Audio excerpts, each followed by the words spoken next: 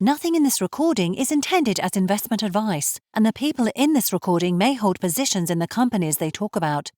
Do not make any investment based solely on a tip or recommendation. Please do your own research. Hello and welcome to Zak's Traders Cafe. Today I'm joined by Howard White, who's chairman at Hydrogen Utopia. How are you today, Howard? I'm very well, thank you, Zach. How are you? Very well. The situation at Hydrogen Utopia is that you've had a decent share price rebound since the last couple of months, which is all good. You raised a bit of money and you're doing stuff in Saudi Arabia, but maybe you can tell us on the details, tell us a bit more about that. Well, there's just been an RNS this morning, and I thought it was important to actually explain the magnitude of the RNS because it relates to a sustainable aviation fuel, which surprisingly, I have found very, very few people who actually know anything about it. So first of all, I'm going to give a very simple explanation of SAF, which is planes will fly on low carbon fuel made from waste and synthetic processes instead of fossil kerosene without changing the aircraft, and governments are now forcing fuel suppliers to make that switch. That is the bottom line. And to make SAF, you require, there are actually several methods of making it. The one that has been most advanced is called HEFA, H-E-F-A, and it essentially takes old cooking oil and animal fats and converts it into SAF, which is the same thing as Jet A1, also known as kerosene. And kerosene is the product that sits between diesel at the bottom, petrol at the top, kerosene in the middle. So this HEFA process has produced 80% of all the SAF up to now. And the issue is there just isn't enough old cooking oil and fat to put it to the sort of size it is. SAF has been mandated in the EU, in the United Kingdom, and in the USA, and it is being brought into airline fuels at initially 1% of their fuel, 2% of their fuel by 2035, maybe 5%, 10%. What that means in real terms is a incredible requirement for this fuel that is made from sustainable resources. And the most sustainable resource is waste, and particularly plastic waste.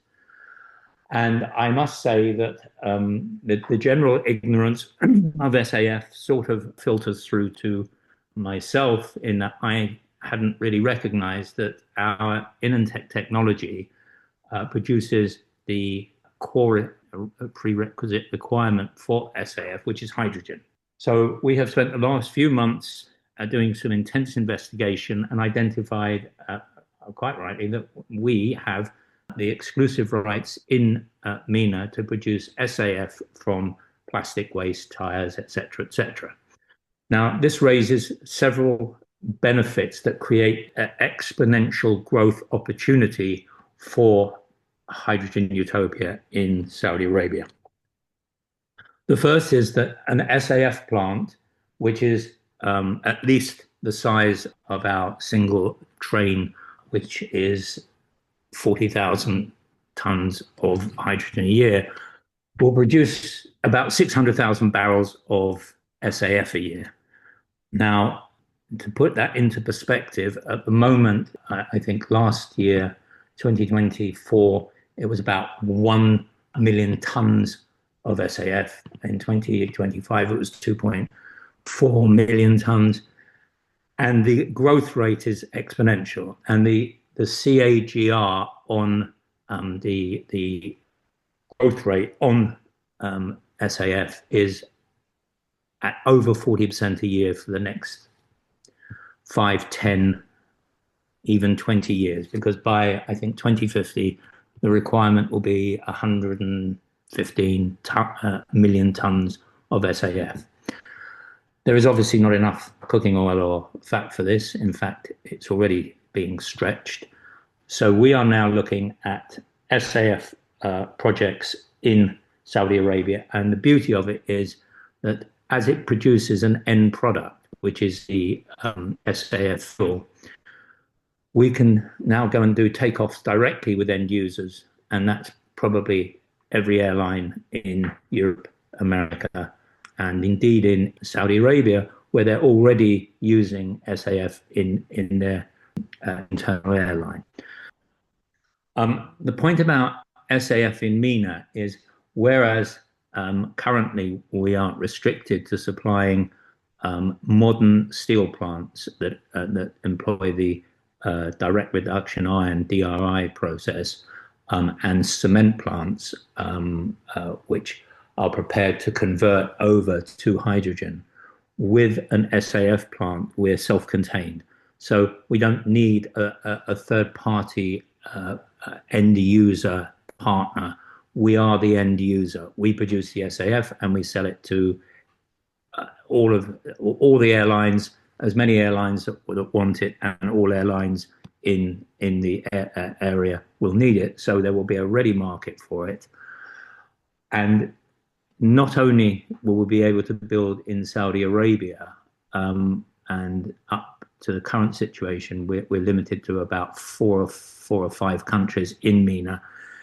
With SAF, we can locate in every country. Every country, in Morocco, Algeria, Egypt, in North Africa, and Kuwait, which doesn't have a DRI steel plant, but it certainly has a lot of tyres and plastic knocking around, and Oman and every Bahrain, every single one will not only be capable of having an SAF plant, but will want an SAF plant because will all want their airlines to be able to be provided with a secure SAF delivery system. So it's this one. I'm not sure how well the market will understand the enormity of it, but this is, as I say, an exponential opportunity for Hydrogen Utopia with the InEnTec technology, because other than that, there are no other TRL9 technologies around that will take the waste to a sufficiently clean hydrogen to put into a Fischer-Tropsch system at the end, and that's the next process that we add on to the InEnTec process. We'll convert it into the hydrocarbon end products, which are of a sustainable feedstock. So I think we're going to have to do a little bit of educating here, and we will be putting up material on our website to explain just how significant this is. But just to say that whatever one might have perceived the HUI KSA program to be worth, you can multiply it by a significant number now in terms of the next 5 years opportunity. In terms of revenue, as soon as we have agreed a project and a party enters into an agreement with us into an SPV and funds the feed, that's when we will start taking our $50,000, $100,000 a month management fees. And I would expect that within 6 months. And I don't mean one, I mean several opportunities now can arise, because there is no competition here. No one is competing with each other because there is such a lack of product in the marketplace. Everyone will be fine with them all having it in their own countries. No problem with competition. There are a couple of questions that arise from this, what you told us about SAF. First one is, what do you think the addressable market is? And the second one is, I suppose, did you know that that you would have this opportunity with airline fuel when you got the technology? Okay, so let me answer the second question first, so I can put that down to my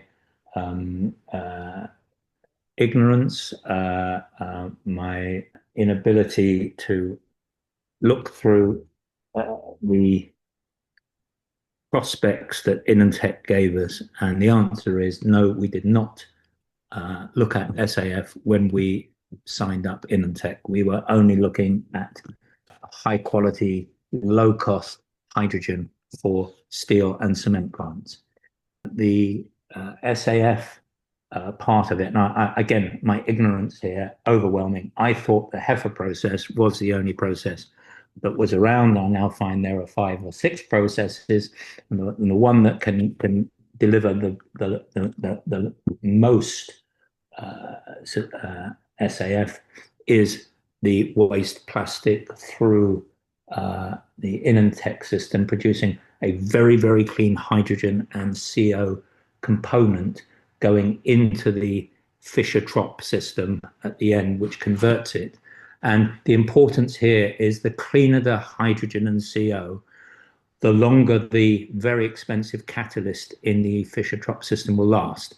So it means that we have a much better operational OPEX cost.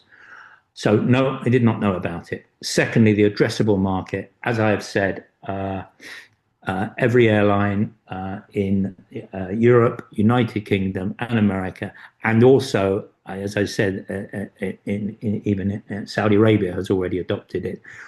The first 3 jurisdictions have mandated it. This is not optional. In Heathrow, there are signs up saying, British Airways are looking at, SAF, and they're doing a project somewhere in the UK with a company called Altalto, and actually the old friend of mine, Velocis, or Velocis, whatever you want to call it, they're looking at it, but frankly, they are not TRL9 systems. We would be looking at TRL9 systems for our Fischer-Tropsch, and hopefully backed by CERC in KSA. They will be more interested in dealing with us because they're dealing essentially with a subsidiary of a sovereign wealth fund. So that will give Shell and the other provider of FT at TRL9 is Sasol, the South African company, and that is the sort of people I hope that we will be entreating to partner with the InEnTec process.